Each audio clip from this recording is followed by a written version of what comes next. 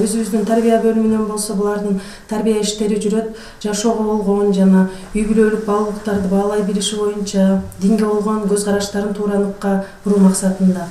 Негизи 2019-жылы ушу Теңгизбаева Жамиля өздүк мындай немесинен, идеологиясынан террористтик жана экстремисттик идеологияны колдоо боюнча баш тартты.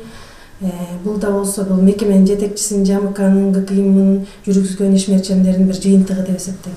2014-жылда вылетела в город Калининград с двумя дочками на заработки.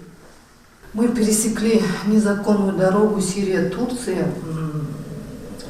Это когда незаконную дорогу пересекаешь, они держат 2 месяца, нас держали в Турции, мы сидели там. Ну не тюрьма, такой что-то, на лагерь что ли похоже. Мухаджиров очень много, мухаджиры это мы вот, женщины, дети, ну у многих мужей нету, они все там умерли, погибли, они с детьми там сидят.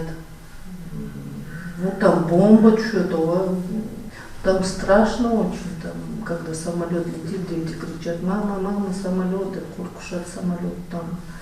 Ну, братья, сестры, все, кто вот слышат меня, Кирвегиле, Сирияга, адашасыңар, вообще Кирвегиле, мен кирдим, жашадым ана жерде, я всю ситуацию, положение там знаю, бар-жоғды көрдім, не надо туда заходить. Это не надо джихад делать на пути Аллаха, не надо ни переселение никакое делать. Вот, вы, наверное, хотите джихад на пути Аллаха, это шарт емес, не обязательно.